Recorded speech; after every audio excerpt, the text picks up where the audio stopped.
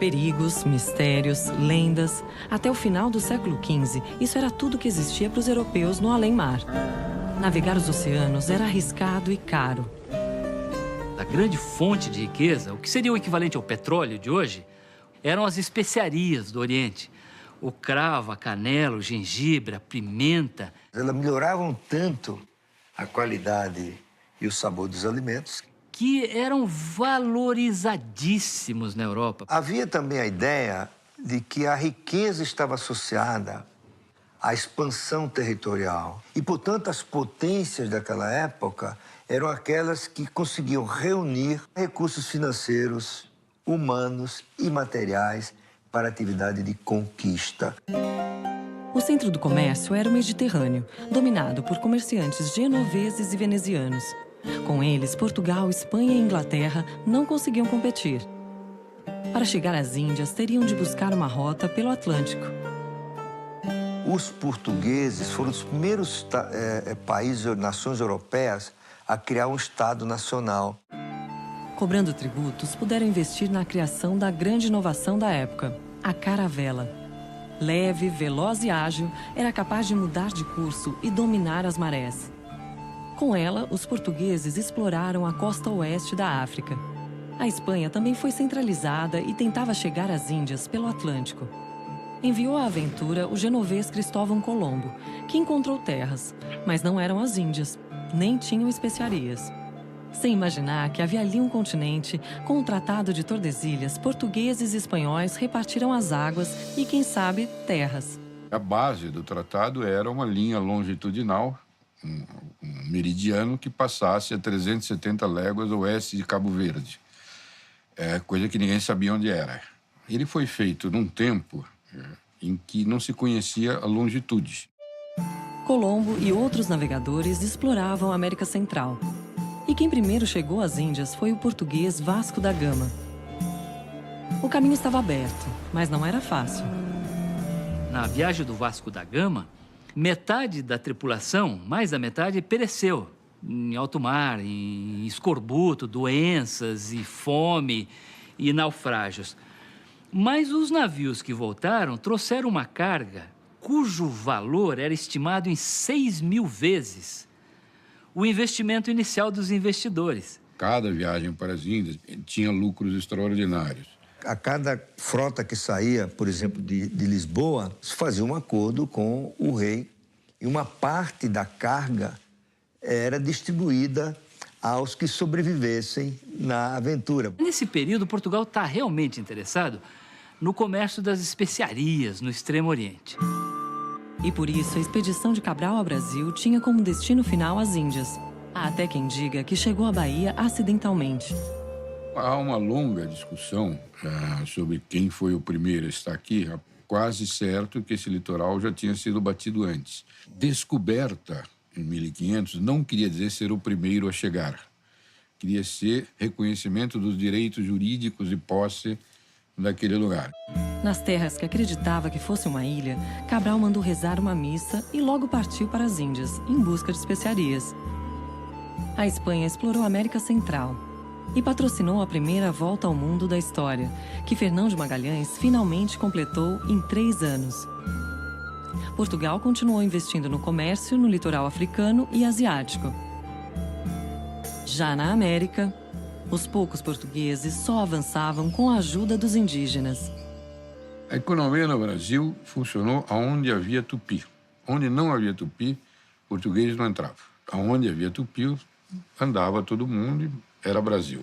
E os tupi, em aliança com Portugal, começaram a ampliar o seu poder militar e dominar os intervalos desse território, que as alianças entre nativos, entre tupi e portugueses, geraram mercadorias. A primeira delas, mais conhecida, é o pau-brasil. Passou a ter mercado na Europa.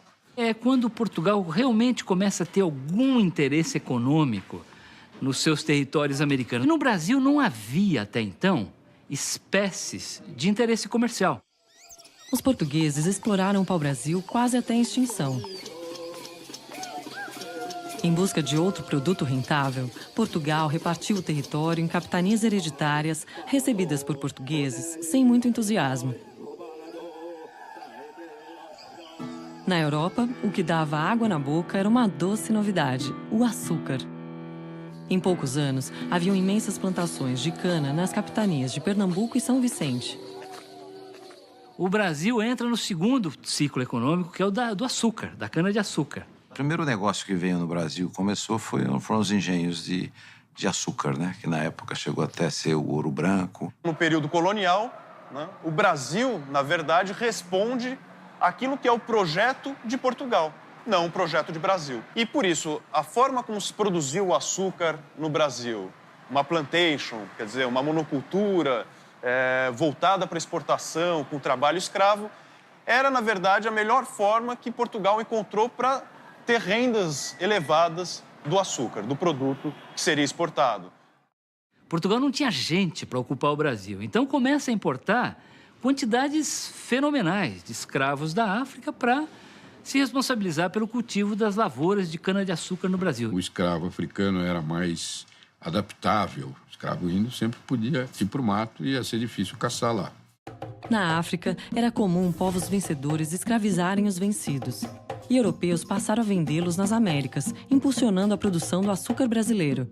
O açúcar chegou a ser a principal commodity do comércio mundial. Na virada do século XVII, alguma coisa como 5% da receita total do Império Português já vinha do Brasil. Aí sim o Brasil ganha uma importância econômica que não havia tido durante o século XVI. Com os latifúndios, surgiram outras atividades econômicas e um mercado interno. A pecuária começou a se desenvolver fortemente pelo interior do Nordeste já no século XVII. Couro, artefatos de couro, feijão, arroz, farinha, carne de charque, cachaça e produtos primários. O Brasil conseguiu montar uma economia colonial dinâmica, cuja taxa de crescimento era maior do que a economia portuguesa. A moeda oficial era a de Portugal, o real, contado em 1.000 réis, cruzado, pataca, tostão, vintém. R$1 não valia meia pataca, nem um tostão. Mas nenhuma moeda era muito usada por aqui. A moeda que circulava no Brasil era a prata cunhada em Potosí. Você tinha no século XVII o Mosteiro de São Bento, no Rio de Janeiro, tem uma Capela dos Prateiros. E era um dos lugares onde se guardava a prata. A Santa Casa de Salvador, que é o equivalente, vamos dizer, ao banco da época, que financiava a produção de açúcar, emprestava dinheiro, recebia dinheiro. Basicamente, essa era a instituição financeira da época. As pessoas não tinham moeda para fazer trocas. Pessoas, quando recebiam a moeda, um ouro e tal, eles guardavam e preferiam usar o escambo, a troca. Trocas físicas, escambo mesmo, trocavam carne de charca por açúcar. Na ausência de moeda de papel, as liquidações são todas feitas de palavra e a palavra é cumprida. O fiado é a mais ubíqua, a mais extensa instituição econômica criada no Brasil. Essa é a base real sobre a qual se constrói capitalismo no Brasil. Dinheiro mal passava pelas mãos do povo. Sem moeda não havia imposto, a não ser sobre o ouro encontrado. Para poder circular, ele devia passar pela casa de fundição. Só depois de cobrado 1/5, a barra recebia o selo real. Foi assim que surgiu a expressão quinto dos infernos. O quinto era a forma mais prática de você cobrar imposto. E esse imposto, em 1580, mudou de mãos. A Espanha dominou Portugal, criando a União Ibérica. O maior interesse espanhol no Brasil eram os engenhos. Existiam 300 deles em Pernambuco e na Bahia, além de alguns nas capitanias do Rio de Janeiro e São Vicente. Sob o domínio espanhol, o ciclo da cana chegou ao seu ápice. Em 1600, Inglaterra e França começaram a fundar suas colônias na América do Norte. Mas a colonização lá foi muito diferente daqui. Nosso atraso em relação aos Estados Unidos É uma tragédia derivada da colonização. Nos Estados Unidos, se fez o que se chamou de colônia de povoamento. Que replicou a sociedade, a cultura da Inglaterra, que era o país mais avançado que havia naquela época. Vinham pessoas, colonos, para ocupar a terra, para plantar, para produzir. Que eram empreendedores que se independentizaram da coroa. Enquanto que os colonizadores espanhóis e portugueses nem 5% traziam suas esposas. Porque não tinha nenhuma intenção de aqui ficar. Era um espírito muito predador, de desfrute e de exploração dos recursos naturais do Brasil colônia para rápido enriquecimento. Vem encontrar o paraíso, desfrutar do paraíso, enriquecer o mais rapidamente possível para poder voltar para a metrópole. Nossa casa aqui, começamos com capitanias hereditárias dominadas por coroa. Ou seja, a presença estatal sempre foi muito mais marcada no Brasil. O Brasil virou o objeto de uma grande empresa mercantil. Então era preciso grandes plantações de café, de açúcar, mão de obra baratinha, pouco valor adicionado. Assim nasceu o Brasil. Portanto, é um país que nasceu pobre nesse aspecto, diferente dos Estados Unidos, Argentina, Austrália, para onde foram poucos imigrantes qualificados fazendo uma lavoura de alto valor adicionado. São países que nascem ricos. Porque os ingleses já tinham uma visão institucional distinta da dos portugueses. Os Estados Unidos tiveram universidades em 1600 e pouco. Na América Hispânica tinha 30 universidades, a primeira delas de 1538. Os portugueses nunca criaram uma universidade no Brasil. Mesmo tendo colônias, nenhum país superava a Espanha, que tinha uma vantagem imbatível: ouro. Naquela época prevalecia uma ideia de que a riqueza provinha do acúmulo de metais preciosos. Os países que tiveram acesso a essa riqueza foram muito prósperos. E daí nasceu a ideia de que um país poderia ficar rico se ele fosse capaz de exportar mais do que importava e, com isso, acumulava metais preciosos, porque as contas entre os países eram acertadas em ouro e prata, mais em ouro do que em prata. Em breve, se veria que só a riqueza não sustenta a hegemonia de um país. O que poderia valer mais do que o ouro? O que seria mais forte do que a invencível armada espanhola?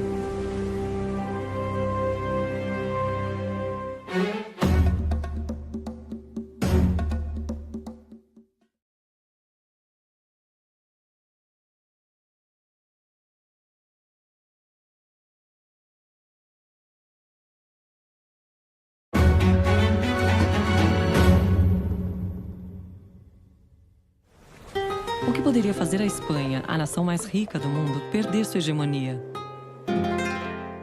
Tanto Portugal quanto Espanha não criaram mecanismos que transformassem essa riqueza momentânea num processo de enriquecimento mais sustentado da sociedade. Não adianta só ser rico do ponto de vista de ter acesso a metais preciosos. O desenvolvimento é algo muito mais complexo. Eu diria que a Inglaterra foi extremamente bem sucedida em construir instituições favoráveis ao capitalismo. A Revolução Gloriosa de 1688 é de uma importância fundamental. Era o parlamento agora que decidia sobre a aprovação de leis. E o rei perdeu também o poder de demitir juízes. Isso criou as raízes do que viria a ser o judiciário independente.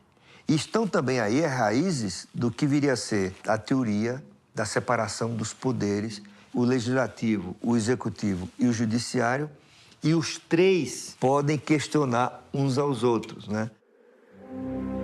Além de fazer essas reformas institucionais, a Inglaterra aumentava seu poder nas colônias e no mundo.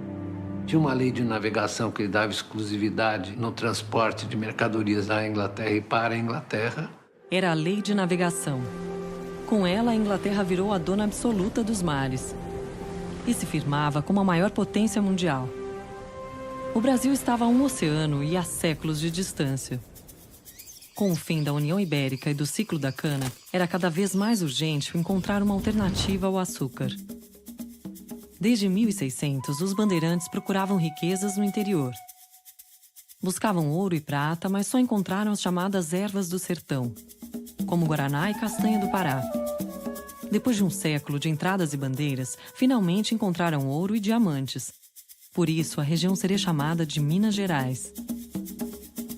Durante o século XVIII, metade da produção mundial de ouro e diamantes saía do Brasil. Quem descobria ouro tinha dinheiro, comprava em dinheiro e tudo isso gerou mercado interno. É só ver que onde teve ouro, teve uma vila colonial rica, Vila Rica, cujo nome era esse, tinha orquestra, ópera, um monte de igrejas, umas procissões, enfim, uma sofisticada vida social, portanto, mercado, né, em volta. A fase extrativista mesmo do ouro que foi, ela só durou 50 anos entre a entrada e a saída e só serviu para consolidar a aliança da Inglaterra com Portugal, né? O Brasil estava preso ao pacto colonial. Tudo aquilo que era produzido precisava passar por Portugal e tudo aquilo que era consumido vinha de Portugal. Todo o ouro, por exemplo, que era retirado de Minas Gerais, de Goiás, ele tinha que ser levado a Portugal, né? Portugal é quem detinha o comércio, o monopólio do comércio com o Brasil. Mas, na realidade, o que ocorria é que Portugal, muito cedo, passou a ter uma dependência grande da Inglaterra. As mercadorias que chegavam a Portugal, eram distribuídas para outros países da Europa sob controle dos ingleses. Com a descoberta do ouro, foi fundada em Salvador, a capital da colônia, a primeira Casa da Moeda no Brasil. E aí ocorre uma grande corrida para o Brasil. A população brasileira, que até o final do século XVII era de apenas 300 mil habitantes, ela multiplica 10 vezes durante o século XVIII. Só de escravos entraram no Brasil mais de 1 milhão de cativos africanos para trabalhar nas minas de ouro e diamante. O produto escravo, no final do século XVIII, ele era a principal atividade econômica do Brasil. Foi mais importante do que o grande latifúndio. Para você ter uma ideia, o Brasil foi o maior entreposto negreiro das Américas. O controle do tráfico de escravos era feito no Brasil. Os grandes empresários, os grandes investidores de Salvador, do Rio de Janeiro, eram traficantes de escravos. O Rio de Janeiro se tornou o centro do comércio de escravos do Brasil. E os lucros ficavam dentro do setor interno da economia colonial. Não eram mandados para fora. O Rio de Janeiro se transformava no centro econômico da colônia. E quando o Brasil se tornou vice-reino, a cidade passou a ser a capital. No velho continente, Londres havia se tornado um importante centro do iluminismo, que renovou a maneira de pensar e de sentir. Da ciência às artes e à literatura, do sistema político ao pensamento filosófico, o mundo vivia uma intensa transformação, que se refletiria também na economia. Os grandes pais da moderna economia, no sentido do pensamento econômico, são expoentes da filosofia iluminista. Tornaram o pensamento econômico um instrumento a serviço do desenvolvimento e do progresso. A ideia de riqueza que está na nossa cabeça é basicamente aquela que o Adam Smith definiu, que é você pegar um bem da natureza, deixar uma marca do trabalho nele e você vende isso como esse objeto como mercadoria. Isso é um pressuposto maior de toda a economia capitalista e, diga-se de passagem, das ideias do Marx e do socialismo. E o capitalismo ganhava novos contornos com a Revolução Industrial. No final do século XVIII, a Inglaterra reinventou os meios de produção. Até então, toda a capacidade humana de produção estava baseada na força física dos braços das pessoas, em alguns engenhos precários, como rodas d'água e moinhos de vento, ou o uso de alguns animais, como bois, para puxar arados, e não muito mais que isso. Então, houve uma extraordinária mobilização de conhecimento e de pesquisa em prol do desenvolvimento econômico. A humanidade conquistou uma nova e poderosíssima fonte de energia, que foi o carvão mineral. Com o uso das máquinas a vapor, a Inglaterra cria uma escala exponencial de produção de bens e mercadorias. A produção começou a se tornar cada vez mais eficiente. É o início da produção em massa, em recintos organizados. Se agilizaram muitos meios de transporte, se integrou a economia mundial, graças ao barateamento do transporte, com a ferrovia, com os navios movidos a máquina a vapor. E, além disso, a Inglaterra tinha um amplo, vasto espaço colonial, da qual ela se valeu para garantir a sua industrialização. A Revolução Industrial estimulou a urbanização e ampliou a riqueza no mundo. A renda per capita, nos 3.000 anos anteriores ao século XVIII, esteve praticamente estagnada. Com a Revolução Industrial, ocorre o que alguns estudiosos chamam a grande divergência. Mesmo com tanto dinheiro e poder, a Inglaterra não conseguiria impedir a independência americana. A Inglaterra achava que tinha o direito de tributar os colonos americanos e os colonos, a rigor, não aceitaram isso. E é daí que começa o processo de revolta que levaria à Guerra de Independência. 13 anos depois, foi a vez dos franceses se insurgirem.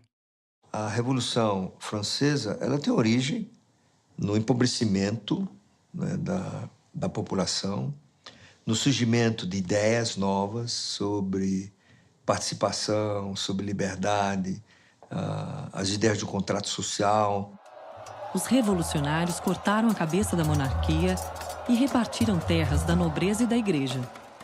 No Brasil, no mesmo ano, Tiradentes era preso, dando fim à Conjuração Mineira. A Inconfidência Mineira, ela tem inspiração na Revolução Americana, né? Isso assustou ainda mais os donos do poder em Portugal. A colonização portuguesa, ela tinha como pressuposto deixar o Brasil num estado de pouco desenvolvimento em termos econômicos. Havia uma política deliberada de impedir que os brasileiros tivessem consciência do alfabeto. A corte interessava manter uma população inculta. Manter o Brasil analfabeto, cativo, isolado e proibido. Sem capacidade de mobilizar-se, de se articular. Porque essa era uma forma de manter o Brasil sob controle da monarquia portuguesa. Não existiam universidades, não existiam bibliotecas. As escolas eram raras, isoladas, era proibido imprimir livros e jornais, havia 2 instâncias de censura, era proibido construir estradas, a não ser aquelas oficialmente autorizadas pela coroa real. Havia uma situação de monopólio mesmo de Portugal em relação ao Brasil e uma restrição muito grande às atividades econômicas aqui, né? Eram proibidas as manufaturas, com a desculpa de proteger o monopólio português. Proibição bastante teórica. No interior, no século XVII, nunca apareceu um fiscal, porque o governo nunca apareceu lá. Então... E na capital, a diferença social ficava mais evidente. O Brasil tinha uma pequena elite portuguesa brasileira. Uma população de proprietários de terra, normalmente vinculados à metrópole, à coroa portuguesa. Que estudava em Coimbra, formada em Direito e que ocupava os postos mais importantes da administração colonial. Mas a imensa maioria da população brasileira era pobre, escrava, analfabeta, isolada no território. E você tinha toda uma população flutuante, que era a nossa exígua classe média, de pessoas que prestavam serviços para essa economia agrário-exportadora. Isso prevaleceu no Brasil durante muitos séculos. Então, eu diria que até o final do século XVIII, para a imensa maioria da população brasileira, o país não era muito diferente daquele que o Cabral encontrou em 1500. Um país muito simplório, de economia muito rudimentar. Sem heróis, sem esperanças, sem dinheiro. No final do século XVIII, os brasileiros não tinham grandes expectativas. O acaso, porém, trazia coroas na manga. Quem lançava a sorte era o general francês Napoleão Bonaparte, que expandiu os domínios da França. Ventos agressivos sopravam a corte portuguesa ao sul. O destino era incerto, mas se chamava Brasil. Qual seria a fortuna dos brasileiros?